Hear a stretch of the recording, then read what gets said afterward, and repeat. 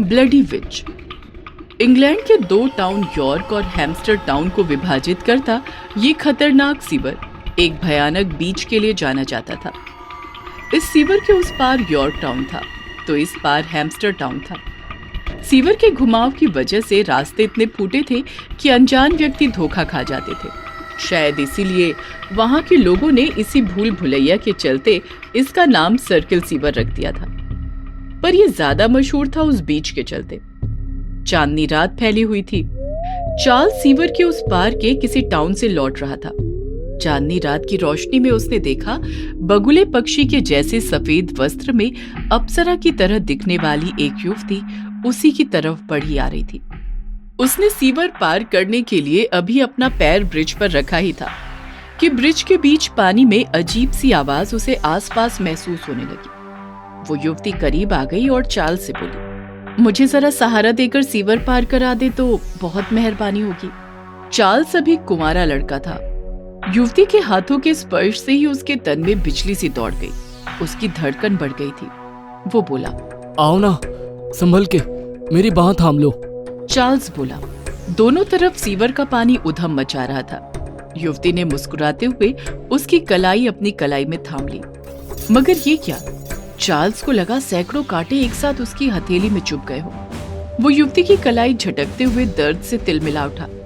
क्या हुआ? इतना तड़प क्यों रहे हो? युवती बोली। मगर चार्ल्स को काटो तो खून नहीं। वो डरता सहमता हकलाती आवाज में बोला, कुछ नहीं, पैरों में कोई चीज चुभ गई थी। कभी किसी से, मेरा मतलब है, प्यार व्यार किया है या नहीं?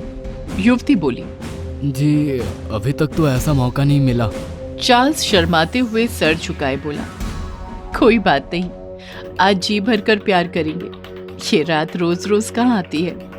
बेचारी चार्ल्स ने डर या कामुकतावश हामी भर दी। ब्रिज के बीच भाग में आते ही युवती ने अपने जिस्म को कपड़ों से आजाद कर दिया।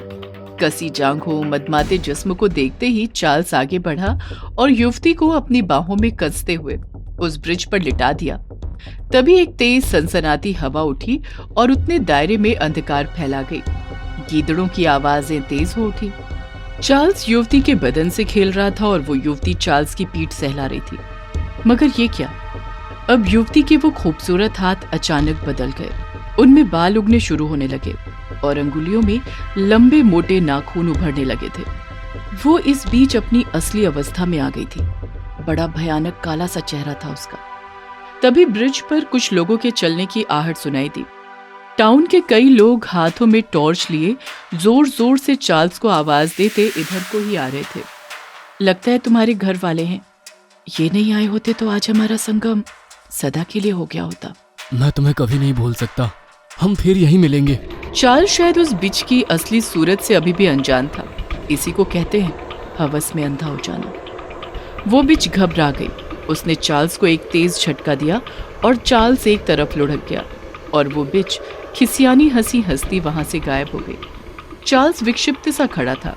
तभी टाउन वालों के साथ उसका पिता हंट चार्ल्स को झकझोरता हुआ बोला, चार्ल्स, तुम यहाँ इस सीवर के बीच बने ब्रिज पर क्या कर रहे हो? तुम्हें शाम तक घर आना था ना। वो, मैं रास्ता भूल गया था। ये कैसी बातें कर रहे हो तुम? डैडी, मैं सच बोल रहा हूँ। चार्ल्स, तू नहीं जानता ये कितनी मनहूस जगह है। सब लोग चार्ल्स को घेरे उसे घर लाए। मगर चार्ल्स परिवार और टाउन वालों को अब हर रात परेशान करने लगा। वो सीवर की तरफ भागता। लोग उसे पकड़ कर लाते। टाउन वाले जान चुके थे कि सर्किल सीवर के बीच इस पर प्रभाव जमा चुकी है। एक दिन चार्ल्स का दोस्त मैक्स उससे मिला। यार, तू घर वालों को रोज परेशान कर रहा है। बात क्या है? लोगों में चर्चा है कि तेरे ऊपर सीवर की बीच प्रभाव जमा चुकी है। ये टाउन वाले ना कितने बेवकूफ है। चुड़ैल होती है क्या? अगर होती है तो आज की रात मैं भी देखूंगा कि वो होती कैसी है। तेरा क्या मानना है चार्ल्स? सीवर के ब्रिज के पास रात में एक खूबसूरत लड़की मुझसे मिलती है। सच? हाँ यार, सच। और ये कहकर चार्ल्स घर चला गया। मगर मैक्स की कामुकता उसे सीवर पर जाने के लिए मजबूर करने लगी। अब रात अपना जलवा बिखेरने लगी थी। मैक्स सर्किल सीवर की तरफ बढ़ चला। रास्ते में एक काले रंग का भयानक पक्षी पंख फैलाए एक अजीब आवाज भरता अचानक से उसके ऊपर से गुजरा।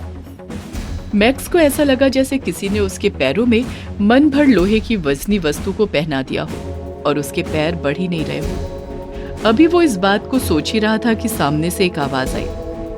वहां सफेद लिबास में एक खूबसूरत युवती खड़ी थी। उसने मैक्स की ओर देखकर कहा, तो तू उसकी बातों में आकर अपनी मौत के मुंह में आ गया। शायद तुझे पता नहीं था कि हमारे भी उसूल होते हैं। हम जब तक अपने जख्मी शिकार को सदा के लिए सुला नहीं लेते तब तक दूसरे शिकार पर हाथ नहीं फेरते। अचानक वो युवती पीछे की तरफ देखकर एक भयानक तरीके से चीखी। उस चीख ने मैक्स का जैसे कलेजा चीर कर रख दिया। वो अचानक पीछे को मुड़ी। हवा तेज चलने लगी। गीदड़ों की आवाजें उस खामोशी को चीरने लगी। युवती के बाल उसके हिप तक लहरा रहे थे और मैक्स उसका ये अंदाज देखकर आकर्षित हुए बगैर नहीं रह सका। वो आगे बढ़ा, करीब पहुंचा और जो ही उसने अपनी बाहों में युवती को लेना चाहा, युवती उसकी तरफ घूम गई और मैक्स के मुंह से भयानक चीख निकल गई। बड़ा डरावना दृश्य था वो। युवती के चेहरे पर बहते हुए फोड़े ही फोड़े उगाए थे।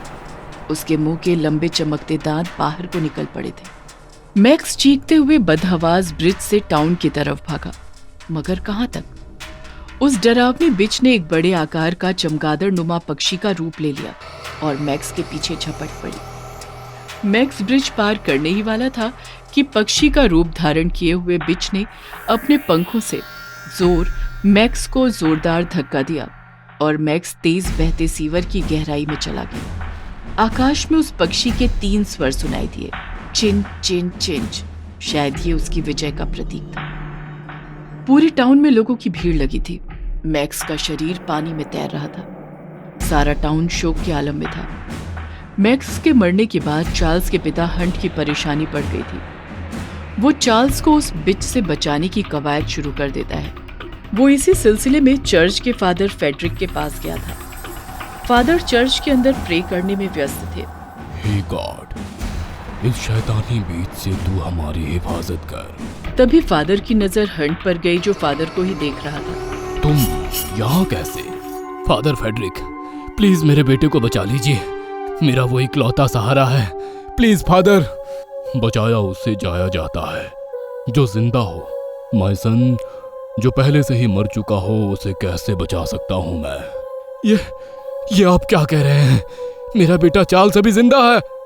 हंट की बात सुनकर फादर चिल्लाकर बोले, नहीं, तुम्हारा बेटा तो उसी वक्त मर चुका था जिस वक्त वो उस बीच के साथ संबंध बना रहा था। लेकिन फादर, जरूर आपको कोई गलतफहमी हुई है। वो अपने घर पर ही आता जाता रहता है। अगर वो मर चुका होता तो ऐसे कैसे संभव हो पाता? मेरी बात का यकीन मानो माय सन, तुम्हारा बेटा मर चुका है। वह बीच उसे उसी अपनी दुनिया में ले गई है। तुम्हारे बेटे ने ही अपने दोस्त मैक्स की जान ली है और अब वो दोनों पता नहीं कितने लोगों की जान लेंगे। अगर तुम्हें मेरी बात का यकीन नहीं आता तो चलो मेरे साथ। तुम स्वयं अपनी आंखों से क्यों नहीं देख लेते? और इधर चार्ल्स और युवती दोनों मिलकर हंस रहे थे और चार्ल्स के चेहरे पर शैतानियत झलक रही थी। सच बताओ चार्ल्स, क्या तुम पर अभी तक किसी को शक नहीं हुआ कि तुम मेरी तरह मर चुके हो? नहीं, अभी तक किसी को नहीं। जिस तरह तुम मैक्स को यहाँ पर लेकर आए थे, अब तुम्हें हर रोज एक नए इंसान को यहाँ लेकर आना है। इंसानों का खून मुझे ताकत देता है और अब तुम्हें भी इसकी जरूरत पड़ेगी। तब वहाँ फादर फेडरिक और हंट एक साथ पहुंच गए। हंट ने अपनी आंखों से अपने बेटे चार्ल्स का चेहरा देख लिया था, जो कि इस वक्त किसी शैतान से कम नहीं लग रहा था। और फादर ने चीख कर कहा, दूर हट जा ब्लडी बीच, दुष्ट!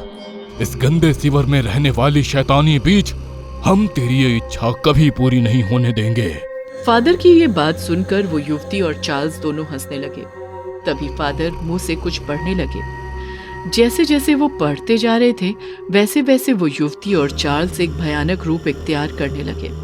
उस युवती ने खौफनाक खूनी चुड़ैल का रूप धर लिया और चार्ल्स भी एक दरिंदे की शक्ल में आ गया था। उसने फादर को एक जोरदार धक्का दे दिया। फादर उसके प्रतिघात से आहत बेहोश हो गए। चुड़ैल सीधे चार्ल्स के पापा के पास पहुंची। तू हम दोनों को मारना चाहता है ना? आज मैं तेरी जिंदगी छीन लेती हूँ। तभी अचानक फादर को होश आ गया और उन्होंने अपनी जेब से चर्च का होली वाटर निकाला और कहा, हंट, ये होली वाटर दोनों के ऊपर जल्दी फेंको। वरना ये सबको मारकर अपनी दुनिया में शामिल कर लेंगे। हंट ने फादर के हाथ से होली वाटर लेकर तुरंत दोनों के ऊपर फेंक दिया।